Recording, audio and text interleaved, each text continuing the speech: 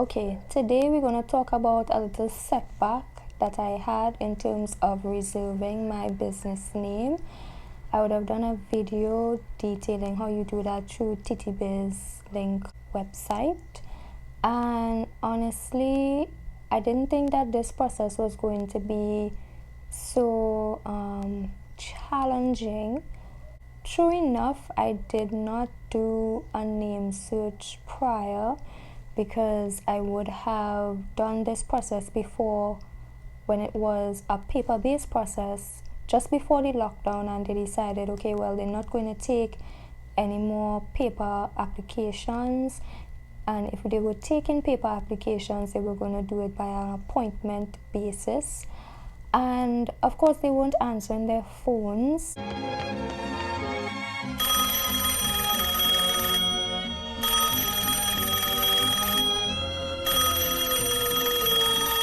In the beginning of the lockdown, I think I got through about a month or 6 weeks later, and when I was able to get through to them, then I got an appointment about a month down the line, and by that time they were fully online and they were no longer accepting the paper applications. So I basically wasted 3 months. That's 3 months of me doing this YouTube channel, and to say the least, I think my patience was starting to reach the limit. So, mind you, when I went there and they told me, we're not doing those, we're not accepting those applications anymore. You have to do it online. I was like, okay, fine. So I did it online, went back, paid my processing fee. I was registering 2 businesses at the time, one as a sole trader and one as a partnership with my sister. And the reason why I decided to split up 2 businesses was because of the advice I got during my business consultation. I will link it up in card above. And I was like, okay, I was fine. This is good. Our country is finally being up with the times, getting online. This is a good thing, right? So, both of the applications for the name reservation got denied, and the one with my sister, the partnership, they said that the name that we chose meant something that didn't make sense to them. So I think it was a plant or something was the meaning of the name, or some sort of carnivorous plant or something like that, and they were like, this not making sense, right? Mind you, there are a lot of businesses out there whose names doesn't mean anything, is not in line with anything natural or otherwise, right? It has no meaning and they are in existence, right? But fine. So when it came to my business name, which is the current name of this channel, the reason in the email was that, it's too it matches with something else, some other business name that already exists. So I was like, oh, okay. So I emailed them back. Now I do a name search, right? And I see 2 applications coming up, right? And then I'm like, okay, what is happening? So I did the same thing for the business name with my sister and I, and I'm seeing the application where we did before everything went online, and it's saying expired, right? So therefore the other one was just rejected outright. Now when I'm searching the name for my business, I'm seeing the 2 applications, the one from before everything went online and the one that I currently did. So when I'm looking at the one from before, it's not saying on the system that it's expired. So, and I put 2 and 2 together, it means, if the system not registering that this old application is actually expired, then obviously I matched with my own application. This is clearly just a system error mistake. So now I'm trying to get in contact with whoever is dealing with these online applications. So I send an email, because within the email, rejection email that I got, there is contact information. If you have any queries, contact either this number or this email. So I sent an email. I got a response a day later, and they were like, oh, we don't handle that, you're gonna have to call company's registration. Okay, so apparently this is just the TT Biz Link IT department, but they don't really deal with the approval or the non-approval of names. Fair enough. So the next day now, I'm calling company's registration or registry, Ministry of Legal Affairs, whatever you want to call it, and it ringing. As usual, these people do not really answer their phone. So I am on work, and I'm trying as best as I can to get through to them, so anytime I get through, I have to step outside and take the call, and I'm ringing them for like about 2 or 3 hours. Probably within the span of the 3 hours, I probably got through twice, right? I got through to the operator, and I needed to get on to the department dealing with company's registration and business name approval, right? So she transfers me, and I make sure and I ask for the extension, because I know when she transfers me, the person at the extension is not going to answer the first time around. And so said, so done. So now that I have the extension, I'm calling the extension. Now when I finally get through to the extension about 2 hours later, then the person saying, you know what, that's not what we deal with, that's another department. And then she transfers me before I got to ask what number she used to transfer. Of course, what do you think happened? When she transferred me, I didn't get through. So it's day 2 now, right? Day 2 trying to get on to these people. So now I'm trying to call the operator to get the right extension. And of course, same thing again, ringing for about an hour or 2. When I finally get through to the operator, she's like, okay, this is the extension, and she's going to transfer me one time, right? Then get through. Keep ringing the extension. Again, an hour and a half later, I get through to the person. I started telling her, okay, X, Y, and Z is the case, what I think happened in terms of me matching with myself, and that, what is happening, right? So she's looking at it. She wasn't able to find my company at first, right? Which was kind of like, okay, what? But eventually she found it, because it's really an acronym. So I think should have been searching it like with all the periods or the full stops in between.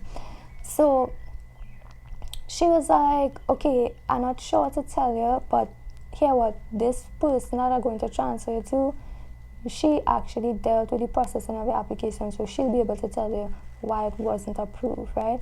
So I was like, okay, cool. And she trying to drop me, because she was like, oh well, I can't transfer right now, and I get another call, so take down this extension and call it. That was basically it, right? So I didn't even get transferred.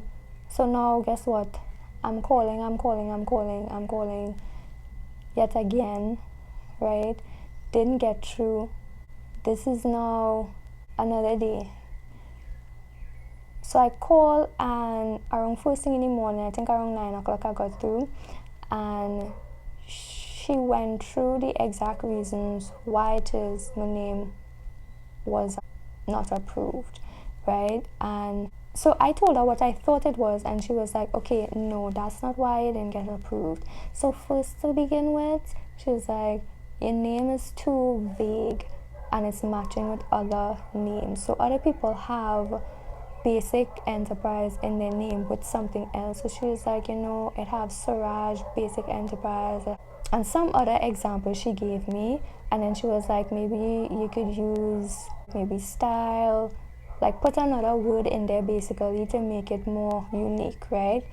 Which I'm like, I don't really want to do that, because that is not what I want the name of my company to be, right? And then she was like, she's about to hang up, but then I was like, you know what, let me ask these pertinent questions that I had before. Because my business name is actually an acronym, I remember when I was doing the old type of application, which was paper-based, they gave me a supplementary form to fill out, which would now detail what the acronym stands for.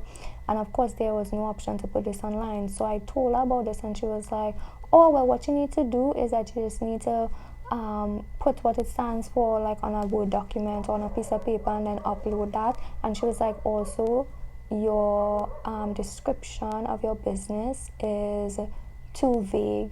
So I see here that you have online retailer. So what you need to do is state what you're actually going to be selling online. So sale of X, Y, and Z. So I was just like, oh, okay, thanks. I'm grateful for the information, but this is not something that a regular schmegular person from off the street would have known about all those things, especially that you're supposed to attach documents like detailing stuff, and that you're supposed to list all the things you want to sell. Once again, things that could have been brought to my attention yesterday! So what if I am like a shopping mall online, right? I can't possibly state all the things that I'm about to add into my store for the longevity of a decade or more, if it even lasts so long. You understand what I'm saying? Because I'm like, I don't know at this point every single thing that I'm going to be selling online. I have a fair idea, but I didn't want to like narrow it down to say one particular thing, and then I get stuck on it, because now my business stating, well, okay, all I put that I'm selling face masks or cloth face masks, and that is the first thing I'm going to sell. But obviously that is something that will be seasonal, right? We're not going to be in this period forever, right? I'm not going to sell face masks forever. It's in demand right now. I'm going to sell other things as time goes on, as I build my business, and as I build my brand online. So now I have to now go back and brainstorm. I did brainstorm for a bit, but now I feel like I need to get really, really specific, and I don't even know how specific, because some of the things I want to sell would be, yes, some physical products, maybe something that I might have manufactured, but now I don't know.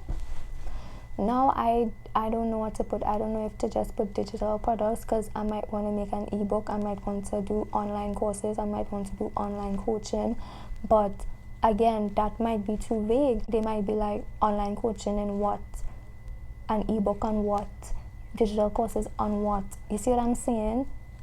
I don't know what I want to do specifically as yet. I know I want to go into all of these fields, but to say, okay, I'm going to do this, and this, I mean, this is a type of business or company that's going to be very dynamic, just as the internet and the platforms and the programs change and people's wants and needs from me change. I will have to be able to adapt.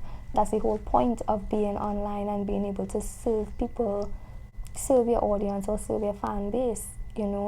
You are more in direct contact with them. You could basically directly ask the customers, okay, what it is you want to see from me, what it is you want next, right? But a more traditional business is not really like that, right? So honestly, I'm gonna try again. I was very frustrated, and I was like, I don't have the patience. Like, I don't think I have the patience anymore.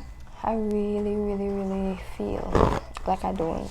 And now I understand why people like just let companies register their business for them. It's like you tell the people what they want, and then it's like, okay, and you pay this hefty fee. Because I'm like, why does it cost about 3 times as much to do this paperwork, right? Why should I pay somebody 3 times as much to register a business when I could do it for like 25% of the cost, right? Like, that's my mindset, right? But now it's like, oh, is this BS? Oh, but I'm still gonna try again, because I want to do this process for myself, so I could properly document it, so that other people could, be able to do it for themselves and not break the bank with $1,000 to register a business because it doesn't need to cost that much. So if you have any more questions about the business registration process, you could leave it in the comments below, and I'll see you in the next video. Anywhere we go, it's the same. Money